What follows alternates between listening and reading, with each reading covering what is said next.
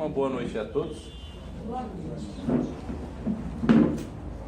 O tema de hoje que nós vamos abordar é sobre esperança. Mas eu vou pedir licença a todos para falar de esperança de uma maneira diferente. Porque nós estamos acostumados a muitas vezes ligar a esperança com fé, né? Com acreditar, né? Com ter esperança no sentido, vamos dizer assim, teológico, né? Um sentido às vezes muito longe da gente alcançar. Jesus no Evangelho fala de homens de pouca fé. E eu posso garantir a vocês que eu sou um homem de pouca fé. Eu não me tornei espírita pelo amor, nem por ser bonzinho, nem por acreditar no bem. Me tornei espírita pela lógica, pela razão. E claro que, me tornando espírita, a partir desses anos, eu consegui melhorar um pouco a minha moral e começar a enxergar as coisas com a ótica do amor. Então, por isso que eu abordo esse tema esperança dentro da ótica espírita. E falando um pouquinho, vocês já vão entender o porquê. No mundo de hoje parece que está tudo errado, né? Se a gente ligar a televisão, se a gente entrar na rede social, é só notícia ruim. De ontem para hoje mesmo não dá para abrir nada, né? Eu o Facebook não uso, mas uso o Twitter. Não dá para abrir o Twitter, porque tudo que vem ali é negatividade. Tudo, absolutamente tudo. E essa semana, se eu não me engano, segunda-feira à noite, eu fiz um teste e fiquei uma meia hora no Twitter antes de dormir. Dormi muito mal. Tive pesadelo durante a noite. E noite de manhã eu pensei, poxa, mas como eu dormi mal essa noite, por quê? E daí eu fui pensar, poxa, por quê? Porque eu fiquei meia hora da minha vida lendo mensagens de pessoas destilando ódio, rancor e energias negativas umas às outras. E todo mundo aqui sabe que isso é muito fácil da gente encontrar. Mas parecer tudo errado, será que realmente está tudo errado? Será que essa palavra parecer, ela não já coloca a situação que às vezes a gente possa estar vendo de uma maneira errada? Muitas vezes a gente olha uma coisa de longe e diz, parece isso. E quando a gente chega lá pertinho, não era aquilo que parecia. Todo mundo já deve ter vivido essa experiência. Muitas vezes a gente julga uma pessoa, né, dizendo, poxa, mas aquela pessoa me pareceu antipática. E depois a gente vai conhecer ela e ela não é antipática. Ela é uma pessoa mais fechada. E essa palavra parecer, ela nos coloca o seguinte, que nós não temos conhecimento, às vezes, para conseguir julgar aquilo de uma maneira correta. Quando a gente olha uma coisa de longe, a gente tem uma visão. Quando a gente chega pertinho, a gente vai olhar uma série de detalhes. A gente vai ter conhecimento sobre aquilo que a gente estava olhando para poder enxergar melhor. E a nossa sociedade de hoje é justamente isso que a gente está vivendo. Parece estar tudo errado. Mas se a gente tiver conhecimento sobre o que está realmente acontecendo, a gente vai ver que não está. Eu vou dar um pequeno exemplo para introduzir a gente começar a entender sobre o que eu quero falar. Esses dias atrás eu estava vendo uma reportagem na TV de uma menina que ela tem uma doença bem rara, e eu vou pedir desculpa para vocês, que é um nome quase impronunciável, o nome da doença. Mas, enfim, ela degenera as articulações do corpo. O braço, por exemplo, o cotovelo, a gente tem uma articulação que a gente mexe. E ela, a doença dela degenerava essa articulação que o braço não conseguia mais mexer. Ele ficava só numa posição só. E assim ia pegando o ombro, todas as articulações do corpo. E o médico brasileiro foi estudar. Essa doença já é conhecida, ela é muito rara, mas tem se eu não me engano, ele é suíço, o médico que na época, hoje ele já é desencarnado, descobriu essa doença. E o médico brasileiro foi estudar o caso específico dessa jovem, o médico espírita. E os mentores dele guiaram ele através do estudo. O mentor dele disse a ele que eles iam dar a oportunidade para ele de estudar o passado reencarnatório dessa menina. E essa menina fazia parte do grupo dele, médico, na vida passada. E eles tinham vivido na Inquisição, na época da igreja, da perseguição. E lá nessa época eles prendiam as pessoas em armas rudimentares e esticavam ela com uma corda até que arrebentasse todas as suas articulações. E ele foi estudar o trauma causado em cada ponto que era arrebentado nessa máquina. E as lesões que ocorriam eram exatamente as mesmas que a doença provocava no corpo desta menina. As mesmas, exatas, iguais.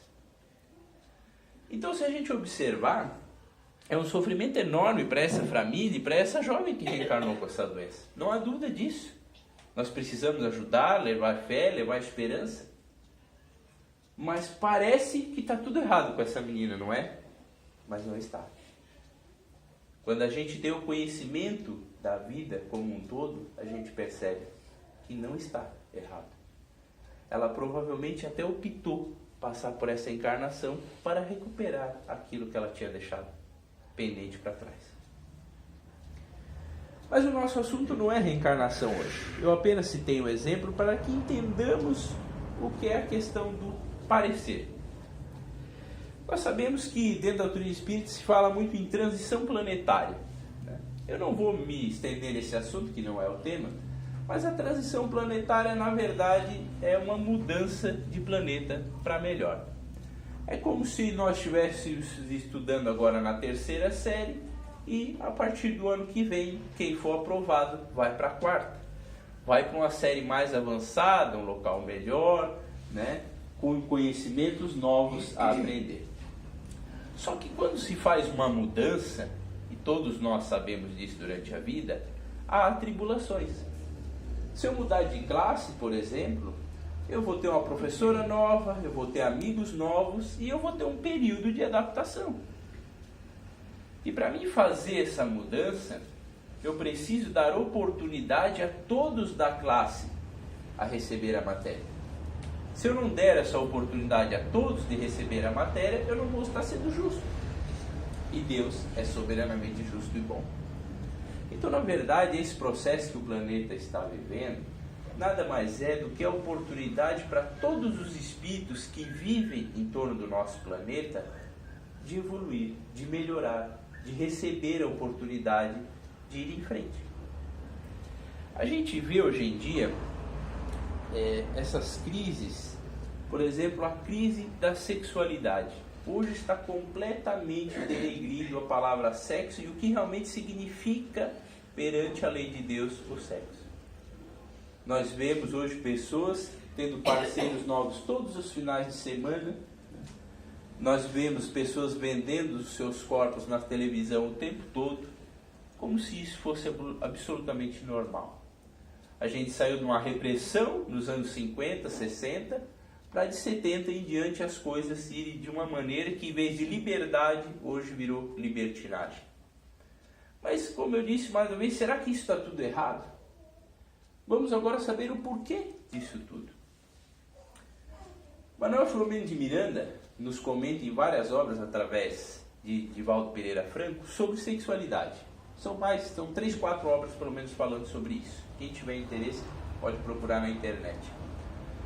E ele nos diz o seguinte, que muitos dos espíritos que viviam na época, no século 10º, 11º, 12º, até o 15º mais ou menos, que foi uma época onde a sexualidade foi usada exacerbadamente de maneira equivocada, que esses espíritos ficaram um tempo retidos, sem receber a oportunidade de reencarnação. Porque se viessem, provocariam uma bagunça novamente e que aquele momento não era para se trabalhar essa área. E esses espíritos agora estão reencarnando aqui. Esses espíritos da década de 70 para cá, vêm reencarnando no nosso planeta para receberem a oportunidade de auxílio, para receber a oportunidade de tentar se adequar às novas eras que estão chegando. Mas quem são esses espíritos? Nós sabemos? Não. Eu posso ser um deles. Só que as minhas escolhas é que vai determinar se eu vou seguir o mesmo caminho lá de trás ou não. A tendência, ela vai vir junto comigo. A tendência de ter a parte sexual desequilibrada, ela está no meu espírito, porque eu a desequilibrei nas vidas passadas.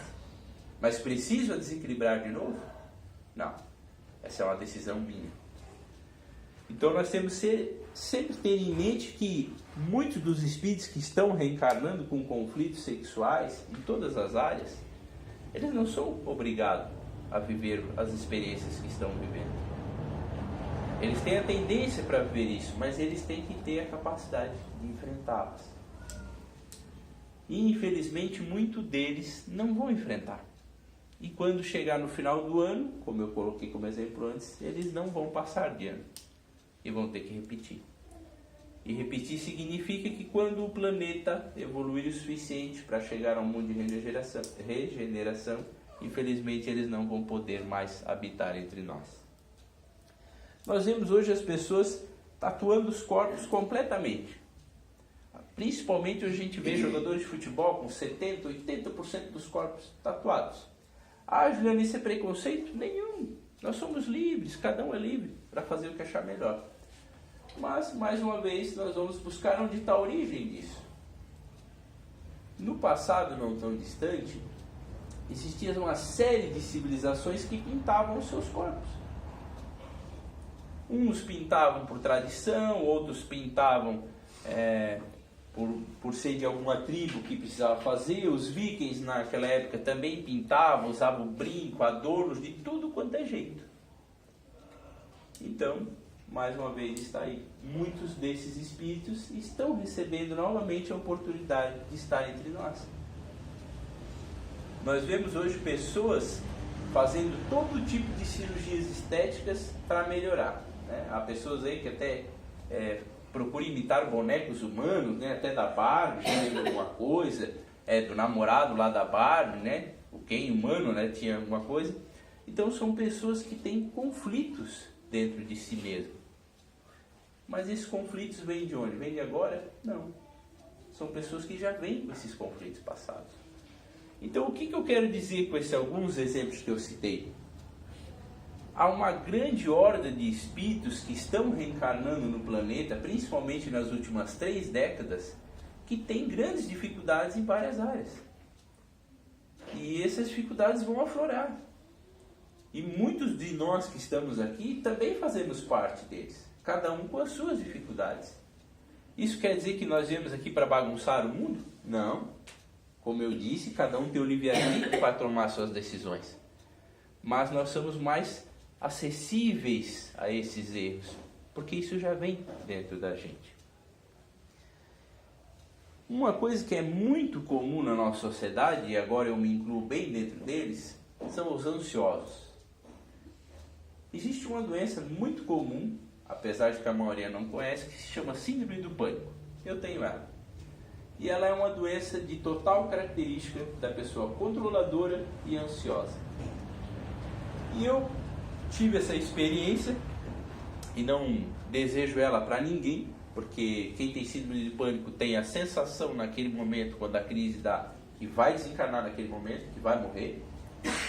E é uma sensação que dura de 20, 25 minutos, às vezes um pouquinho mais, um pouquinho menos. Então imaginamos agora, você sentindo no seu corpo físico que você vai ter um infarto e vai desencarnar. Essa é a sensação. E eu lutei com aquilo tudo, tive sorte que a minha mulher era psicóloga e já na 3ª crise que eu tive ela diagnosticou, então tive um acesso mais fácil a saber o que estava acontecendo. E graças a Deus eu era espírita. Então naquele momento, em vez de apenas conversar com as pessoas sobre as questões da doutrina espírita, eu tive que aprender a vivenciar muitas das lições que tinha aprendido. Mas eu trago isso porque a ansiedade é uma característica dos espíritos falidos e de que muitos deles estão vindo aqui na última chance reencarnatória neste corpo. E a ansiedade nada mais é do que o medo de errar. Eu tenho certeza que eu, por exemplo, não tenho mais oportunidade de falir nessa encarnação novamente. Eu tenho a convicção disso. Tenho a convicção porque meu intelecto, a parte de raciocínio, é muito boa, é muito rápida. E a minha parte moral nunca acompanhou a minha parte intelectual. A minha esposa, por exemplo, ela é espírita, mas não se dedica a estudar e a conhecer o espiritismo como eu. Mas sabe por quê? Porque ela não precisava. Porque quando eu conheci ela 18 anos atrás, ela já era uma pessoa amorosa e boa, enquanto eu não era. O Espiritismo transforma a vida das pessoas para melhor. Mas Jesus já disse no Evangelho: eu vim para os doentes, não para os sãos. Uma senhora uma vez relatou ao Chico Xavier que o seu esposo era uma ótima pessoa, mas ele tinha um defeito gravíssimo: ele não era espírita. E o Chico disse a ela: minha senhora, se ele é bom e faz tudo o que a senhora relatou de bom, ele não precisa do espiritismo. Ele já é espírita e nem sabe. Então, com tudo que eu falei até agora, nós já podemos imaginar que não há nada de errado. Que essa convulsão social que está acontecendo é decorrente das características das pessoas que estão encarnadas neste momento na Terra. Isso está programado na obra do Pai. E por isso Kardec nos alertava: amai-vos e instruí-vos. Nós só vamos conseguir ter um pouco de discernimento e aceitar essas situações conhecendo o que envolve tudo isso. E é isso que a doutrina espírita nos traz. Eu vi uma reportagem há poucos dias atrás a respeito de plásticos no oceano. A gente sabe que um mundo de lixo que é jogado dentro dos rios. E a gente sabe também que o rio vai parar no mar. E nós recebemos, o mar hoje recebe, eu não vou precisar o número porque senão eu vou errar, mas é uma quantidade absurda de plástico todos os dias nos oceanos do mundo. Bom, isso já faz muitos anos que acontece, o plástico cada vez mais está sendo fabricado e utilizado, e eles começaram a fazer uma pesquisa porque ele leva em torno de 1000 anos para se desmanchar na água do mar. E eles começaram a fazer uma pesquisa dos microplásticos, que é o processo que ele vai se desmanchando, até formar coisinhas que às vezes só no microscópio que dá para ver. E eles descobriram que a maioria dos peixes hoje pescados e os frutos do mar estão contaminados com plástico. Há vários e vários estudos dizendo que os peixes, maioria das vezes, têm plástico dentro do seu organismo. E não são plásticos, você vai abrir a barriga do peixe e vai ver, são coisas microscópicas. E junto com esse plástico, há uma série de produtos químicos lá dentro. E eu cito esse exemplo por quê? Porque, mais uma vez eu disse, parece que está tudo errado, né? Mas não está. Porque muitas vezes a gente só consegue colocar uma mudança dentro da nossa vida quando a situação chega no limite do fundo do poço. Agora há um estudo seríssimo da União Europeia pesquisando esses peixes para ver se realmente isso é verdadeiro, e aí eles vão começar a tomar uma atitude. Então nós tivemos que chegar no fundo do poço para que as coisas comecem a melhorar. Eu falo isso porque parece que a política do Brasil chegou ao fundo do poço, né? Acho que ninguém tem dúvida disso. Só que esses dias atrás eu estava assistindo uma entrevista com o ex-presidente do Supremo Tribunal Federal, e é lógico que ele não identificou nomes, né? Mas ele relatou que as coisas que a gente vê hoje, foi essa frase que ele usou, na década de 70 já aconteciam, mas não tinha imprensa livre no Brasil para divulgar. Então o que está havendo, na verdade, gente, em toda a nossa sociedade, é uma evolução. Esses dias atrás eu estava discutindo com um amigo sobre a educação nos colégios. E ele disse que está tudo perdido, porque os alunos estão batendo nas professoras, né? Tudo que a gente escuta na televisão. Eu disse, mas será que está tudo perdido? Quando eu estudava lá em Rio do Sul, na década de 90, que eu fiz o meu ginásio na época, né, o 2º grau, tinha alunos que não batiam nos professores, mas passavam muito perto. Tinha alunos drogados que saíram de dentro da sala de aula, arrastaram pela polícia. Isso lá em 1900 e alguma coisa. Esses dias aconteceu de uma senhora apanhar e foi divulgado, eu não vou entrar no mérito, mas quem puder acompanhar, ou quem tiver interesse, eu nem recomendo, mas eu acompanhei a vida dessa senhora, o tanto de ódio que ela destilava na rede social. Então, através da lei de causa e efeito, a gente vai saber que quem destila ódio para outras pessoas, uma hora a lei de causa e efeito vai trazer o ódio de volta para ela. Então nós temos que cuidar sempre com o parecer. Esse parecer é muito importante.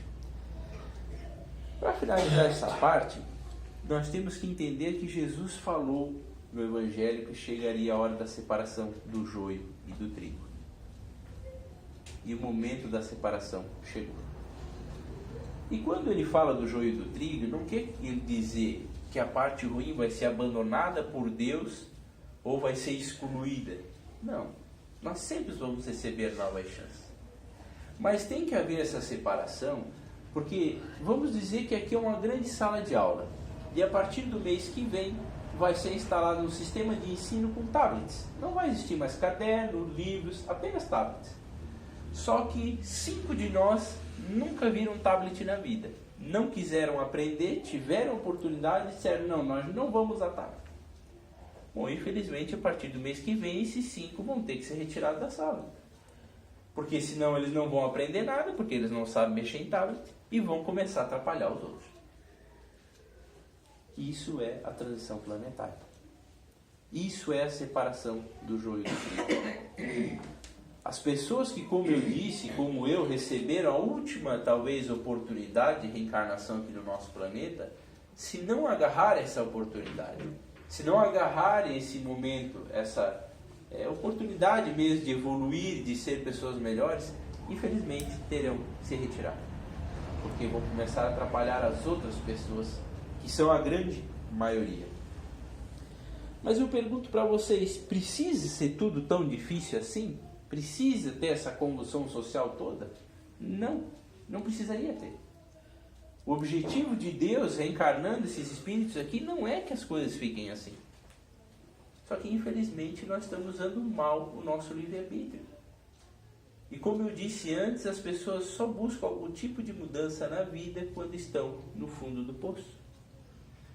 Eu peço que cada um faça uma reflexão, se não agora, mas hoje à noite, quando chegar em casa e for deitar a cabeça no travesseiro, se em algum momento das suas vidas vocês praticaram alguma mudança dentro de vocês, em alguma coisa que vocês sabem que precisam melhorar, sem dor.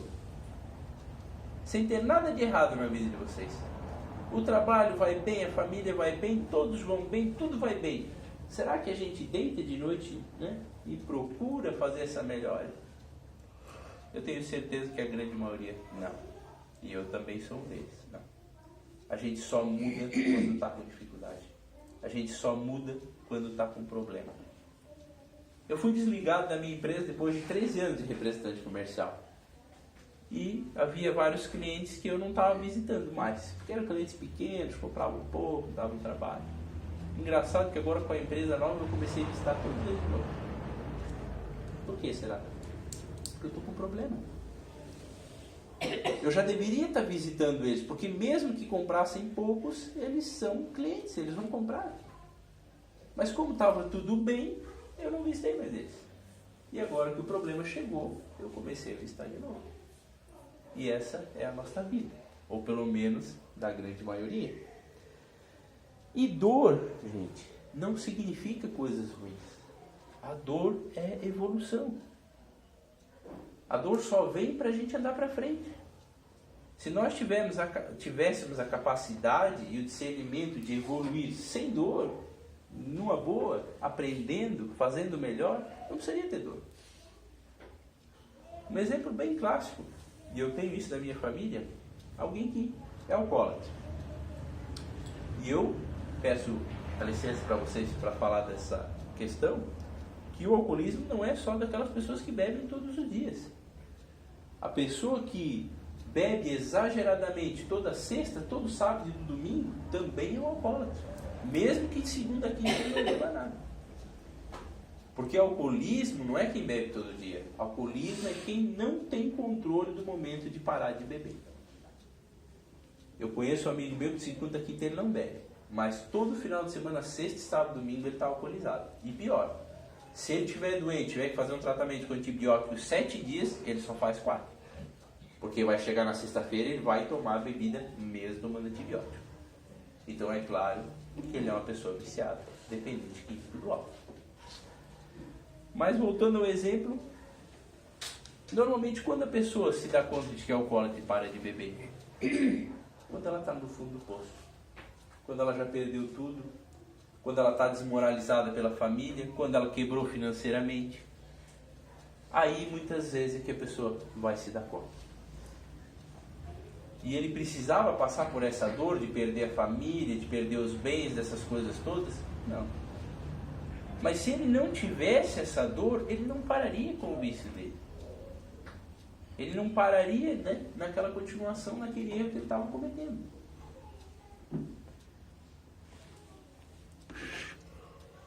Eu vou fazer um pedido aproveitando essa questão para a gente iniciar a segunda metade, que vai falar propriamente da esperança, mas a gente precisa fazer essa introdução para que aprendamos o que significa a palavra esperança. Porque tomamos muito cuidado com as redes sociais e com o dito WhatsApp de hoje em dia. Não repassamos coisas negativas para frente, gente. Hoje a gente vê pessoas que criam grupos para avisar que a polícia está dando multa em tal lugar ou está fazendo blitz em determinado lugar. Quem está com o carro em dia pode passar em toda blitz todo dia. Se eu não estiver alcoolizado, eu posso passar na blitz todo dia. Eu não preciso de alguém me avisar, né? Para que eu não beba, ou que se eu bebi não passe naquela blitz. Se eu bebi não posso dirigir, gente. Nós temos que ter essa consciência.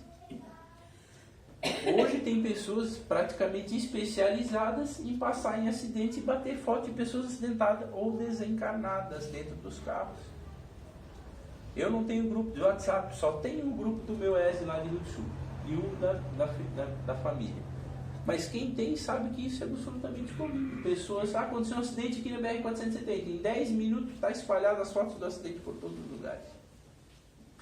Isso é uma energia, uma corrente de energia negativa poderosíssima, gente. Poderosíssima.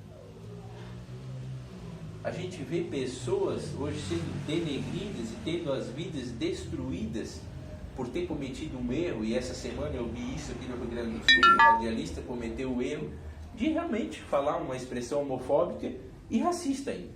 Ele errou realmente. Foi muito ruim o que ele fez. Mas eles estão destruindo a vida desse senhor pela coisa que ele falou. Gente, isso não é justo. A gente não pode destruir a vida das pessoas por uma coisa que elas falaram, sendo boa ou sendo ruim. E isso é uma corrente horrível, porque as pessoas parecem que têm o prazer de entrar lá naquele post lá que ele postou e denegrir a imagem dele e vão retweetando aquilo, passando para frente, passando para frente, passando para frente. Ele está correndo risco de ser mandado embora da empresa por isso. Então, não repasse essas coisas negativas. Não entre em correntes de pessoas que alertam esse tipo de coisa que esteja acontecendo, né? Porque a gente não tem ideia do que faz o pensamento, do que faz a energia na vida da gente. E o que pode fazer de bom, mas que pode fazer de ruim. Eu tenho algumas informações que eu queria dar para vocês para que a gente realmente reflita se o mundo está piorando. Em 2015, foi o ano que mais se investiu em educação no planeta. Em 2015, foi o ano que mais se investiu em educação no planeta. Em 2015, foi o ano que mais se investiu em saúde no planeta. Em 2015, foi o ano que mais se investiu em coisas ligadas ao meio ambiente. Poxa, mas o ano de 2015 foi um ano tão ruim, né? Crise financeira, não sei o que e tal, foi tão ruim. Pois é. Mesmo sendo ruim, talvez para muitos aqui no Brasil, foi o ano que mais se investiu em educação, saúde e em projetos de meio ambiente no mundo. Ou seja, cada dia mais as pessoas estão preocupadas com o bem. Não procuremos nos preocupar com o que está errado. Vamos olhar aquilo que nós estamos fazendo de errado. O resto, Deus vai corrigir. Até porque, se todos nós nos corrigíssemos, não haveria nada de errado. E se nós nos corrigirmos e o nosso vizinho não, as consequências vão ser dele, não nossas. E vou dar um exemplo bem rápido de como Deus corrige, uma coisa que me marcou muito e que eu nunca mais vou esquecer. O Raul Teixeira, que todo mundo que é espírita deve já ter ouvido falar dele, um grande orador espírita, que infelizmente teve um AVC alguns anos atrás e não pôde continuar sua carreira de orador, mas uma grande pessoa, um grande trabalho beneficente. Alguns anos atrás ele estava em Minas Gerais Ele ia para um almoço depois de uma conferência e numa esquina daquelas próximo ao restaurante ele viu uma senhora negra, obesa, numa esquina daquelas catando coisas no lixo. E ele se enterneceu daquela pessoa, porque percebeu que a pessoa estava doente, precisando de ajuda, né? Um semblante muito triste, perturbado. E ele não teve coragem de descer do carro e foi até o restaurante. Chegou no restaurante, ele estava mal mesmo. E começou a conversar com as pessoas que estavam juntos, dizendo que ele estava pensando em voltar lá, pelo menos para levar um prato de comida para aquela senhora e tal. E o mentor dele conversou com ele. E o mentor dele disse a ele que não adiantava ele ir lá. Porque aquela senhora que estava naquela esquina era um grande político famoso que dava o nome àquela rua onde a senhora ficava.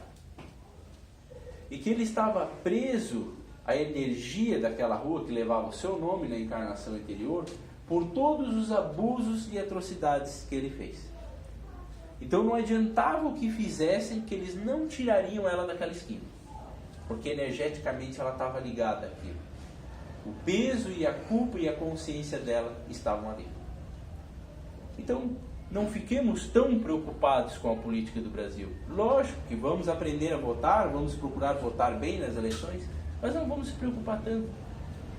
Há alguém muito maior do que a gente se preocupando com tudo que está acontecendo e influenciando para que tudo aconteça para o bem. Nós precisamos aprender a fazer a nossa parte para também poder criticar muitas vezes as outras pessoas, e nem essa é a intenção, mas que muitas vezes nós fazemos as mesmas coisas que o nosso vizinho e nem percebemos. Esses dias atrás eu estava visitando um cliente em Alfredo Wagner e fazia alguns anos que eu não tinha visitado mais ele, é um desses que eu citei no exemplo antes, e ele disse para mim: tu tens alguém para entregar as notas? Eu disse para ele: que nota?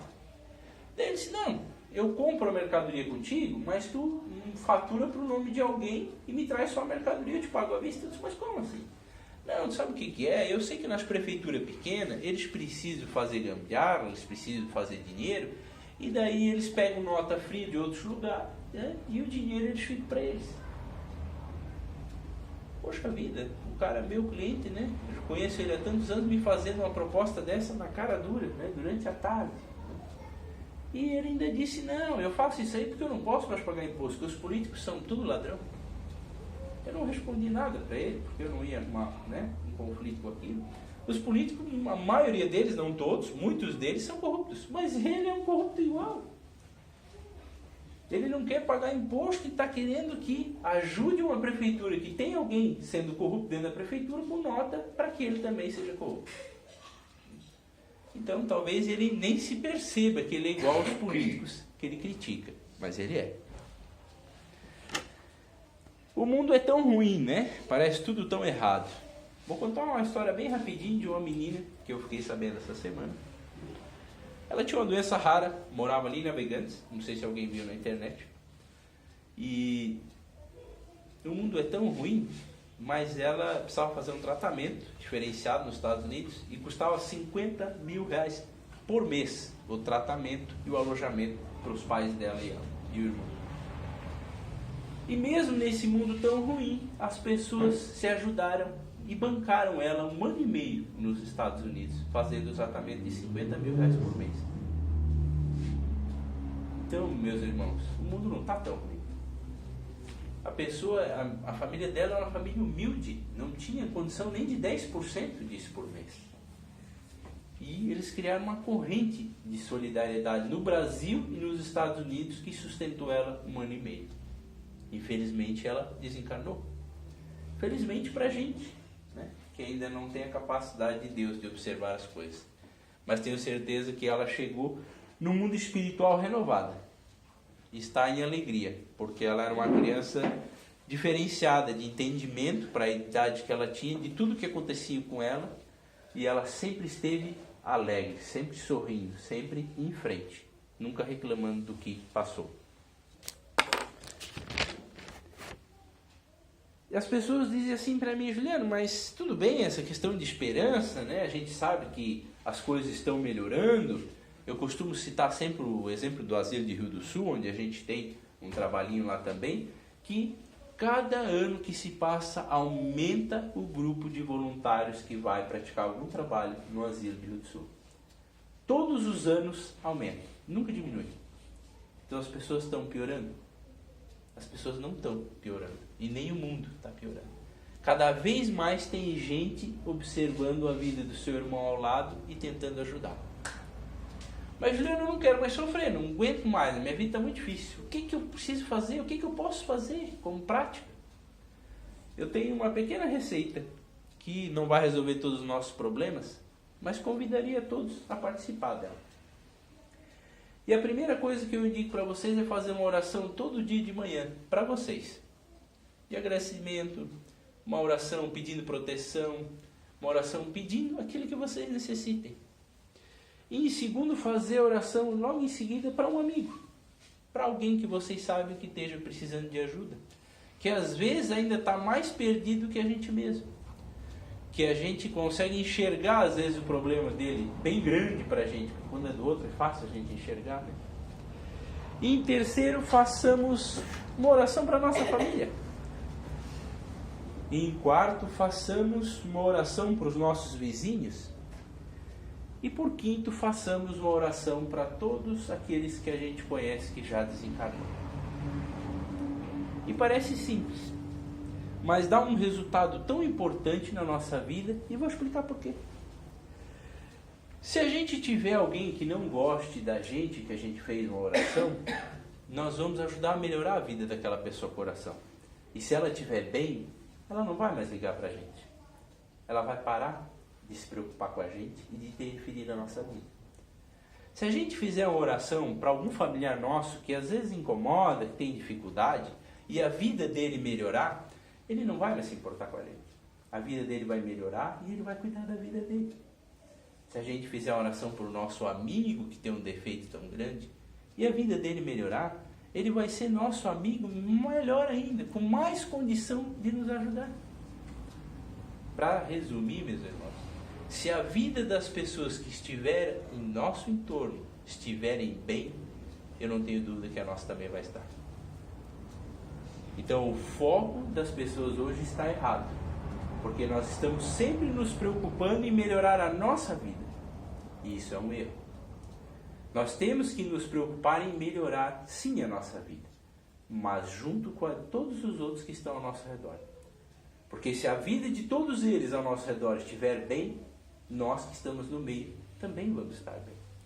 E quando nós tivermos dificuldade, se eles estiverem bem, vão ter condições de nos ajudar e de nos apoiar. Quando tiver um problema meu, se o meu vizinho está bem, é fácil dele me ajudar. Mas se ele tiver com um problema dentro da casa dele, vai ficar muito mais difícil. Então oremos por todos nós que estão ao nosso redor. Mas basta orar só? Não. Nós precisamos pôr em prática. Nós precisamos colocar em prática o que para mim é a maior lei de Deus, que é o livre-arbítrio. Nós precisamos realmente começar a ajudar as pessoas que estão no nosso entorno. E ajudar, gente, não significa comprar uma cesta básica, um sacolão, alguma coisa desse estilo. Isso também é importante, porque há pessoas, infelizmente, hoje que ainda não tem nem o que comer. Então é importante dar o alimento. Mas ajudar, para quem tem condição, é ir visitar um idoso no asilo, escutar ele meia hora. É ir visitar muitas vezes o pai e a mãe, porque tem filhos que não visitam mais o pai e a mãe. Mesmo que às vezes o relacionamento seja difícil. Mesmo às vezes que a mãe é alcoólatra, que o pai é alcoólatra, mas nós precisamos visitá-los. Nem que seja 15 minutos a cada 15 dias. Ajudar os outros é muitas vezes apenas ouvi-los. E para isso tudo, eu vou lembrar uma frase do Cristo, que ele diz o seguinte, que o mundo parece perdido, né? Os maus são ambiciosos e os bons são tímidos. Mas os bons são a grande maioria. O dia que os bons se tornarem audaciosos, eles rapidamente vão eliminar os maus. E eliminar não é retirá-los. Eliminar é fazer com que eles também evoluam. E isso é tão verdadeiro que hoje a grande maioria da nossa juventude, por exemplo, são de pessoas boas, de pessoas honestas. Mas hoje nós não temos líderes para que influenciem essas pessoas para o bem. Se nós começarmos a nos organizar como movimento espírita e começar a formar pessoas que tenham condição de ser exemplo, não exemplo de santo, exemplo de atitude na sociedade, com certeza ela vai arrastar mais pessoas juntos. E eu digo isso por experiência própria. Porque eu comecei um projeto, e não para contar vantagem para mim, longe disso. Comecei um projeto alguns anos atrás, lá no asilo, sozinho. E como eu tomo a frente de fazer o projeto, hoje a rede de pessoas que ajudam esse projeto, vocês não fazem ideia. Uns ajudam com o tempo, outros ajudam com 10 centavos, com 20, com 50, com 10 reais. Mas há várias mãos hoje tocando esse projeto para frente. Porque uma pessoa tomou atitude de fazer. E é isso que nós precisamos fazer. As pessoas que estão hoje aqui nesse momento são pessoas diferentes da maioria da sociedade. E não porque são espíritos melhores ou evoluídos. Longe disso nós estamos. Mas pessoas que estão buscando algo de diferente para suas vidas. E isso é um grande começo. Então nós precisamos sim fazer uma coisa muito importante que Kardec nos disse. A grande caridade da doutrina espírita é divulgá-la. Então, quem puder passar a mensagem da doutrina espírita de esperança é ajudar a divulgá-la e a mudar a vida das pessoas. E para encerrar, eu vou contar uma pequena história. Eu não vou citar nomes, porque a ideia aqui não é promover ninguém e também nem denegrir ninguém. Mas é uma pessoa do meio espírita da nossa região. E ele, quando jovem, o pai dele perdeu o avô dele, no caso, quando ele tinha 4 anos. E quando ele tinha 5 anos, o pai dele desencarnou. E a mãe dele se tornou alcoólatra. Ela se casou com um marido alcoólatra. A irmã dele era garota de programa. Ele passou uma dificuldade muito grande na juventude. Começou a trabalhar jovem, passou uma grande dificuldade. Ele também se perdeu no mundo do álcool e do sexo, como eu citei antes, desvariado. Enfim, ele viveu uma vida maluca e que tinha tudo para dar errado. Tudo para dar errado. E numa noite ele estava numa varanda de um apartamento e ele pensou em pular. Porque a vida dele estava toda bagunçada. Mas ele não pulou. Ele pensou 3 vezes e não pulou. Aguentou. E o tempo passou. Ele acabou se tornando espírita, é alguém do nosso meio, da nossa região.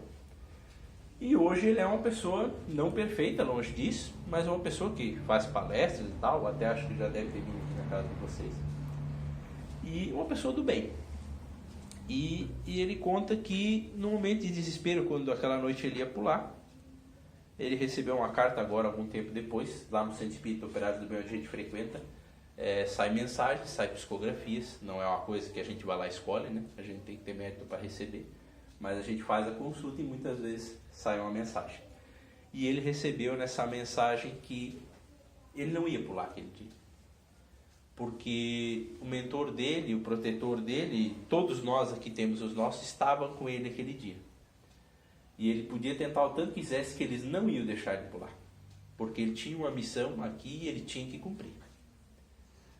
Então eu gosto de relatar isso porque às vezes a gente pensa que somos pequenos, não merecemos o apoio de Deus, estamos sozinhos nos momentos de dificuldades, mas nunca estamos sozinhos, jamais. Sempre, todos os dias da nossa vida, nós somos acompanhados por alguém, sempre, todos os dias da nossa vida. Basta que a gente sintonize com eles. E todos aqui têm a obrigação de ter esperança, porque a evolução não tem volta. Kardec foi claro quando disse que o espírito não retrograda, não volta. Então a nossa vida só vai melhorar, piorar jamais. E finalizando, gosto muito de uma frase do Emmanuel, que fala para mim verdadeiramente o que é a nossa vida. E a frase diz o seguinte: faça o bem voltado a Deus e guarde a certeza de dias melhores. E isso não é uma promessa, é lei. Era o que eu tinha para hoje. Obrigado.